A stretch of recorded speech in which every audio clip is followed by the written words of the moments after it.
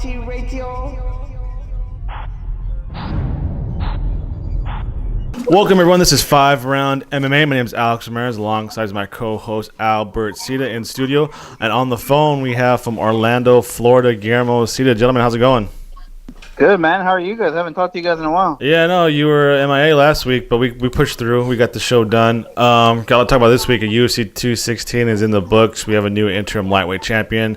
Demetrious Johnson is now the longest reigning or most successful champion in UFC history. There might be an asterisk there, a little tidbit there. And we'll talk about some Max Holloway's title defense. Carlos Condit returning to the octagon. His opponent was revealed and much more stuff like that. But before we do that, Guillermo, so in Florida, how much Dodger blue are you seeing, man? Not that much, to be honest with you, Alex. I see a bunch of Golden State fans, Chicago Cubs. Really? That's the only blue I see. Yeah. Dodger blue doesn't expand all the way down to Florida. I know. No, Albert's thank God, guys. I mean, I can't stand those damn Dodger fans. Dodgers. Albert's so blue. He's practically a member of the Blue Man Group right now. I wouldn't doubt it. I mean, like, I can't see him all in blue. So let's get started with round number one. How about that, Albert? So UFC 216 is in the books. We have a new interim featherweight champion. Tony Ferguson defeated Kevin Lee. I think it was in the third round, I believe. Champ. Yeah, the paper champ. And it is a pretty competitive bout.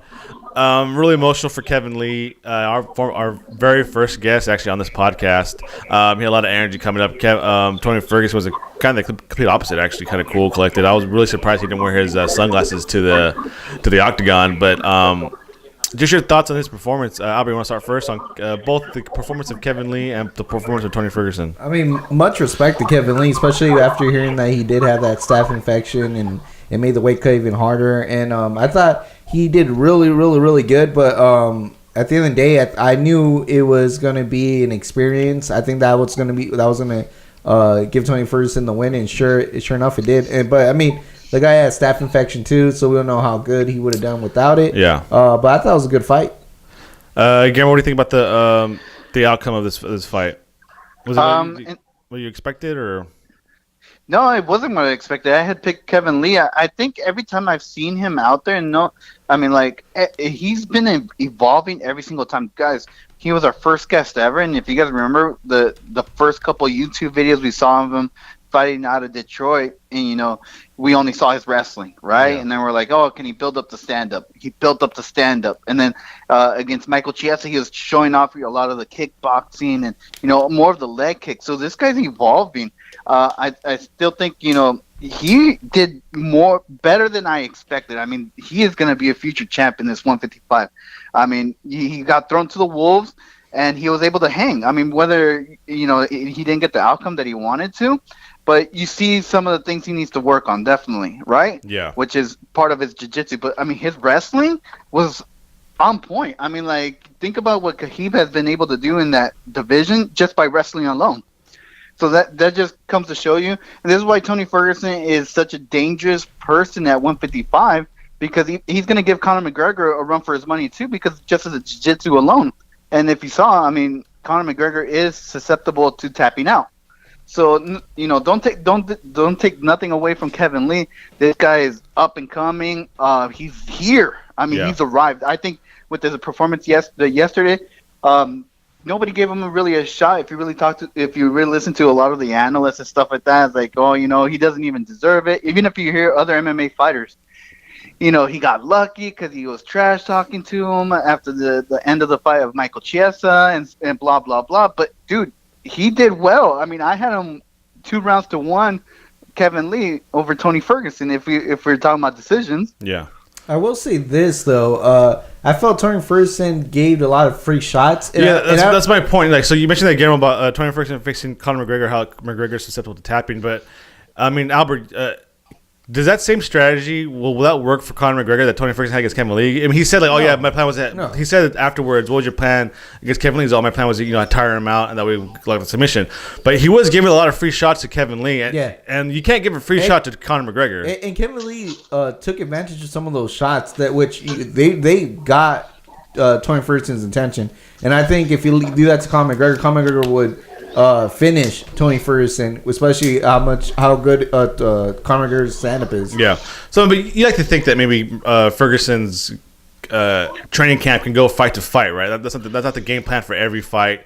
Maybe that was a game plan for Kevin Lee, and obviously the game plan for Conor McGregor was completely different, right? So, I mean, because you can't give that guy free shots at all. Look, ask Jose Aldo, ask Eddie Alvarez what happens. So we see what happens. Well, to be honest with you guys, Tony Ferguson always likes to trade off. I mean, like every fight I've ever seen, he gets free shots, but for everyone that he takes, he gives. That's a strategy, man. Yeah, but I mean, we've seen how many one-punch knockouts have we seen Conor McGregor land? So it's like you can't. One. Yeah, I mean, yeah, but I mean. But he finishes his combos. Yeah.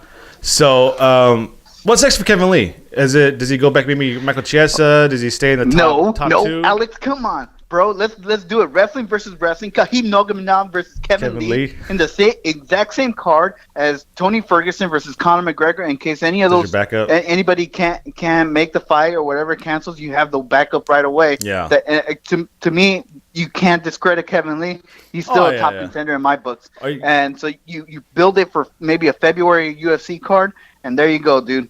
You got a top 4. Also, maybe the winner of Eddie Alvarez and Justin Gaethje, maybe? No? Yeah. Is that too bang up? Well, we don't know how bad his staph infection really is. Yeah. But honestly, I would like to see him against Nate Diaz. Nate Diaz wants a title shot. Why don't you come and get it then? There you go. Yeah, that'd be a good trash talk. Lee versus Diaz. Obviously, a big payday for Lee still because it's the notoriety of the Diaz brothers. So that's it for round number 1.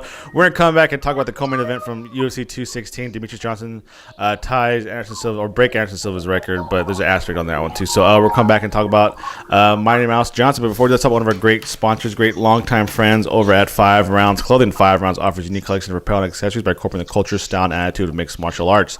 They are constantly evolving and improving to become the best fight wear company possible in the MMA world. Check out the line of t-shirts, hoodies, hats, and other great accessories at 5rounds.net. That's the number 5rounds.net. Follow them on Twitter at 5roundswear and on Instagram at 5rounds_. Get it on. Round 2 coming up next.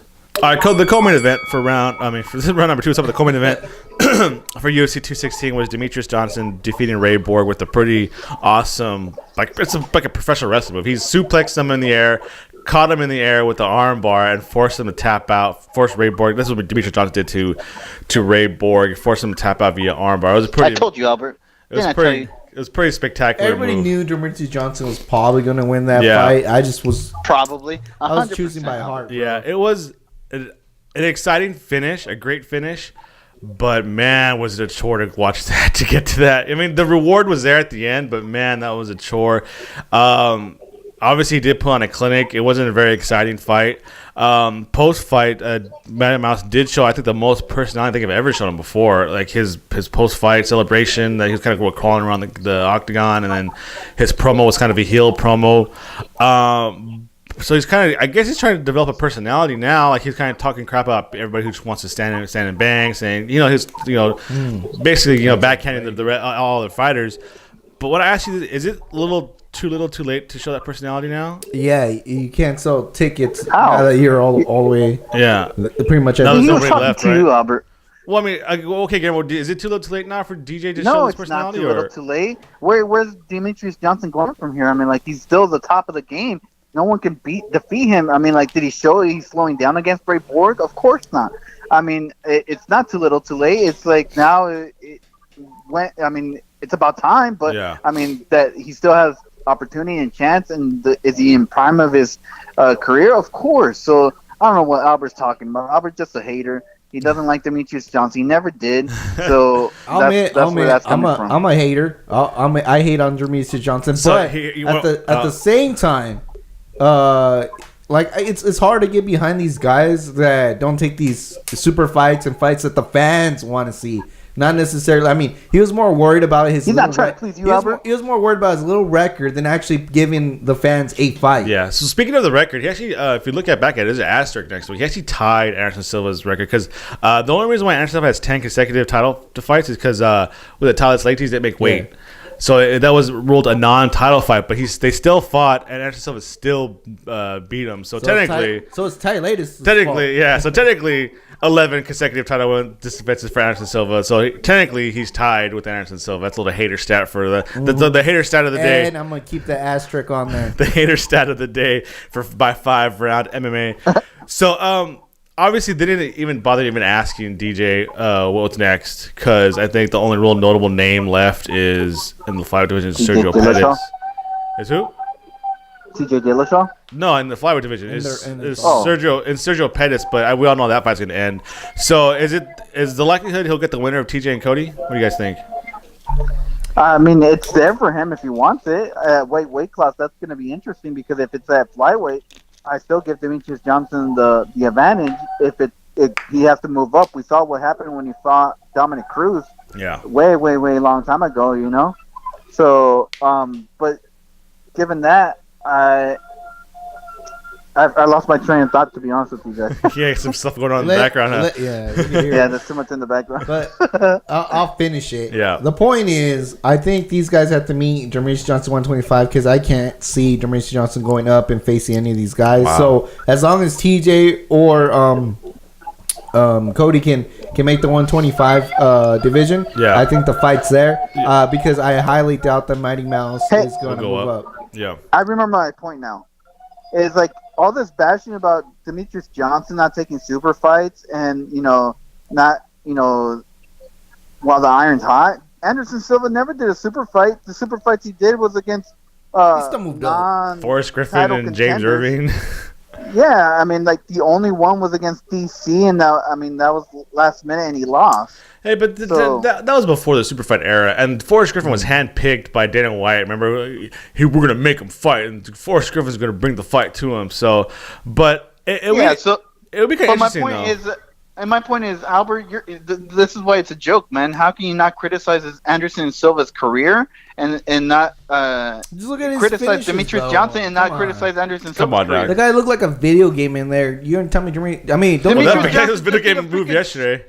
He just did a cool move yesterday. Yeah. I was going to say that. Alex, what the hell? What do you want? Because he doesn't weigh 185? The front kick to You're just jealous because a 125er, Albert, could dismantle you the same way Anderson Silva is, and he's smaller than you. I think a 105 pounder could dismantle you right now. That's it for round number 2. I think, the next step, the next logical step, if Mighty Mouse wants to get bigger paychecks and get more notoriety, is to get the winner of TJ and Cody and move up to 135. I don't see the UFC catering to him to have TJ or Cody. They're both bigger stars than Mighty Mouse is, to have them cut down. If they do it because they would want to do it and want to prove that they could do it. But I think the first thing that the UFC brings to the table is, hey, can you make up to 135? We'll go from there. Albert, can you make 135? Give me like 6 months. 6 months. You scared, dude. Yeah. I ain't scared. Tell Mighty Mouse if you want some, you can get some. That's it for round number 2. We're going to come back with round number 3, talk about the recap of the rest of UFC 216. But before we do that, let's talk about Mobilitas. Mobility 2 is the best mobility tools on the planet. Durable, portable, manufacturer release products designed with more grip to help you improve performance and recover faster. Visit yourjointshouldn'thurt.com for more information and to shop all their great lines of products. Visit them. They're also on Instagram at Mobilitas. Like them on Facebook, and visit youtube.com/yourjointshouldn'thurt for great tutorials on how to stay healthy and get the best workout possible. Round 3 coming up next. All right, time for round number 3. Let's take a look at the rest of UFC 216. It was I guess it was an okay card. Obviously, the loss draws, that's some kind of record. The loss of Derek Lewis versus Fabricio Verdun was a big hit to it. Derek Lewis had a couple, bulging discs, so he couldn't compete against Fabricio Verdun. Fabricio Verdun faced Walt Harris. And I really wanted to see that. Yeah, I wanted Verdun to lose. I think everybody wanted to see that. The UFC pulled Walt Harris from his Fight Pass prelim card and put him up on the main event. He lost it via armbar in like a minute and 5 seconds. And now Verdun's head's all big again. Damn it. Yeah, I know. And then at least he's not making that stupid face. Yeah.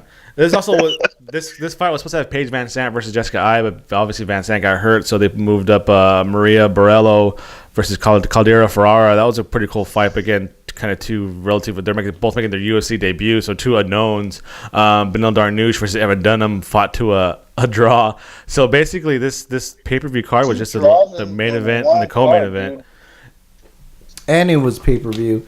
I think it was going to be one of the best pay-per-views, I think, of the year. Yeah. And then it slowly turned into an okay Yeah, pay-per-view. because okay pay-per-view. We want to point out former guest of ours, Cody Stamann, defeated Tom DeQuinish. I don't know how to pronounce his name. Via split decision. It's French. Alex French. Is it? And then former guest Bobby Green fought Lando Vandata to a draw, which is a pretty violent fight. Three formal interviewees. Yes. John Moraga also defeated.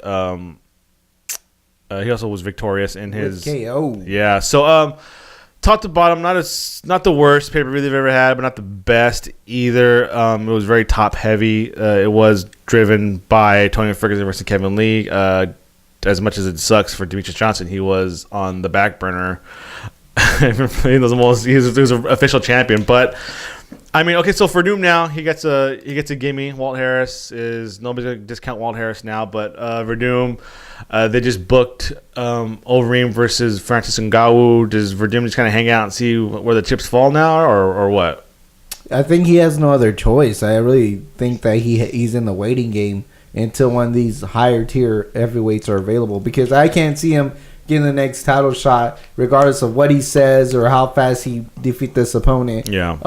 He just doesn't have the attributes, I think, than the other fighters do. I think Mark Hunt deserves a title shot before he does. So, there's a lot of stuff that has to happen. I think he has to play the weight game or just take whatever heavyweight's available. Or do you think they kind of rebook the Lewis fight just kind of next If month, they can, a couple months, 3 months from now? If they can. What about you, Game? What do you think? What's next for Verdum? No, it's Verdum versus Stipe Miocic. Who is Stipe Miocic in line to fight right now? Nobody really. Exactly. So Verdum never got his rematch against Stipe Miocic. I hate to see this fight again, but it's the only match that makes sense. The guy lost his belt. He never got a chance to avenge it or get a legitimate rematch for it. Right now is his opportunity, because he could have easily said, "Hey, you know what? I'm not taking this Derek Lewis fight didn't go through. I'm not going to fight tonight. I'm just going to wait for another opportunity." No, he said, "Keep me on the card. I'll fight." So, I threw you guys a bone. You guys throw me a bone type of thing. I feel like that's like the behind-the-scenes type of thing. And I bet you now, Verdum versus Stipe Miocic is probably the fight that's going to happen. I think Walt Harris deserves a title shot before Verdum, the guy who he beat.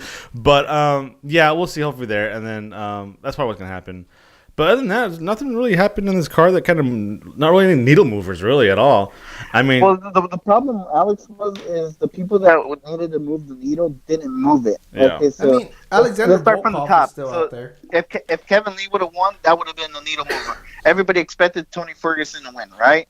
Same thing with Demetrious Johnson. Everybody expected that. And if you go down the list, everybody expected Verdum to win.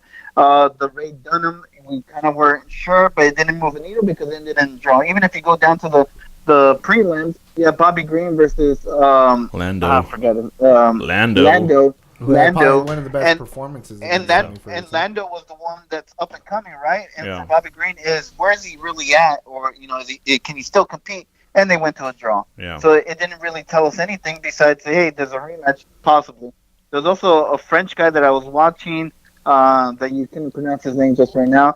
He's like 22, 23 years old. He's supposed to move the needle, but he ends up losing the Cody Stamann. Yeah. So that's why there was no real watch out this up and coming guy, because the guys that were supposed to shine didn't come through. Yeah. And I think that's more of the theme of the card yesterday.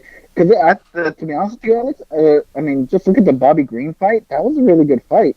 Yeah. Even the Cody Stamann, that was actually an entertaining fight for me to watch. I mean, if you go up the list, you had the great finish, the main event. You had a great finish, the co-main event.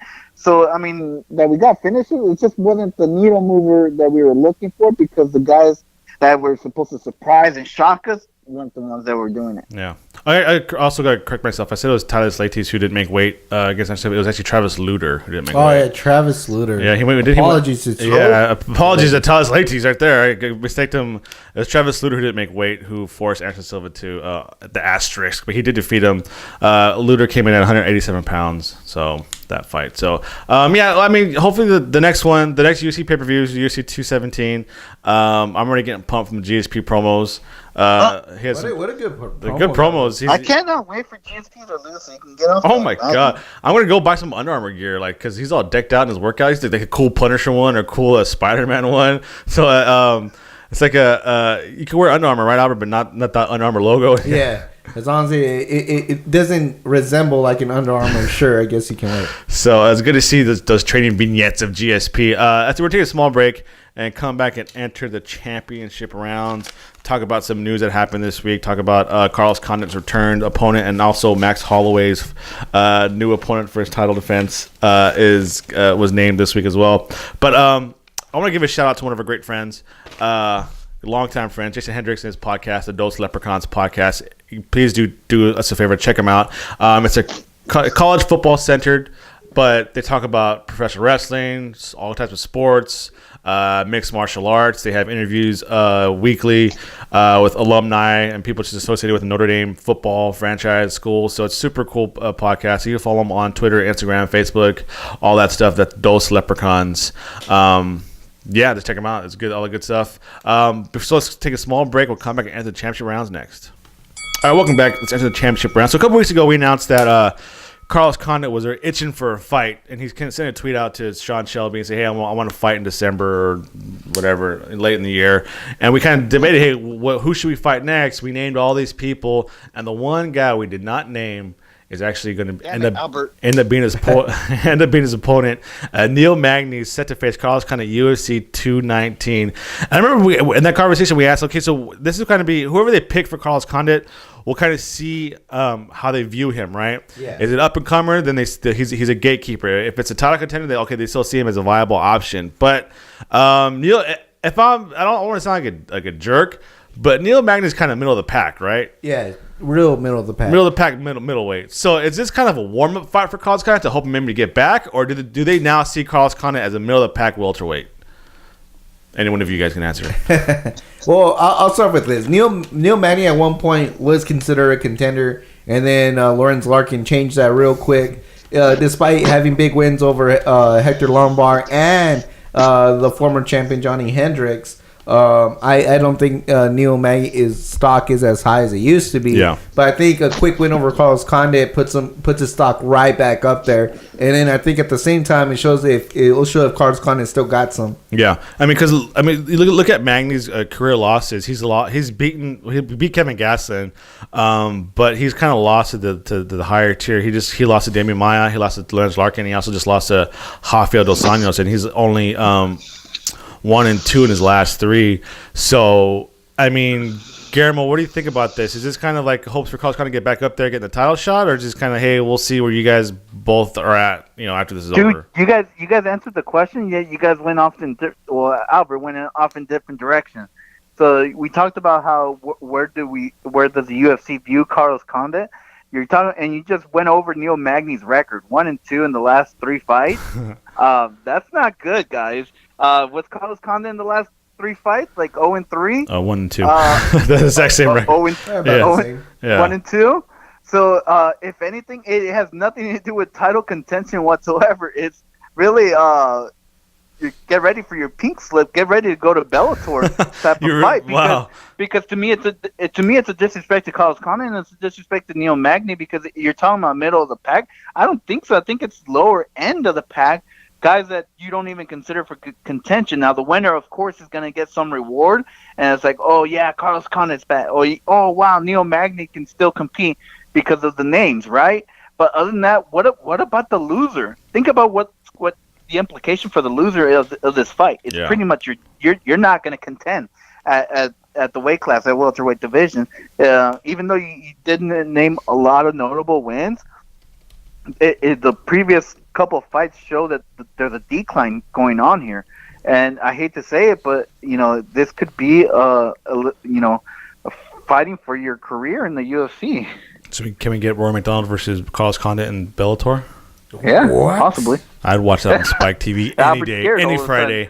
The Red King will never reign, Albert. The Red King will never be. Dude, he's about to become Bellator champion. He's gonna be a trifecta champion. If it was Gregor, they do the Gregor Mousasi versus Rory McDonald, if Rory McDonald wins the belt, What? I'm going Rory McDonald. Wow. Mousasi's so hot, guys. He's so hot right now. So currently, right now, Magny is ranked number 10, and Carlos Condit is ranked number 7th in the UFC welterweight ranking. So I guess it's obviously they're in the same.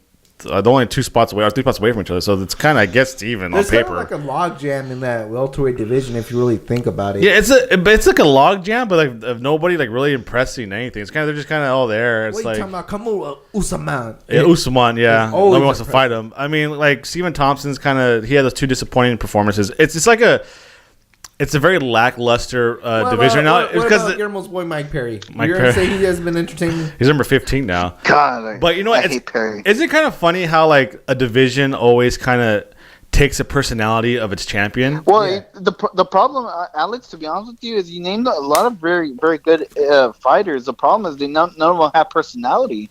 That's the real issue. Yeah. I mean, talking about Neil Magny, talking about Condit, that's the topic of this round. Yeah. They don't have no personality whatsoever. don't. And And that's honestly, the problem with the you know welterweight what's division funny? right now. The welterweight division needs GSP. Thank you. They need GSP. If anything, Willie should be begging for Bring GSP some class back into this. to come back down to 170 after the Michael Bisping fight. Bring some class and sophistication. Well, up in this. after GSP loses to Michael Bisping, I But doubt you that won't. he'll go down to welterweight. That's a good way. GSP is gonna be the second ever 2-time champion at the same time. Yeah, and then And he never lost the belt, right? never lost the belt.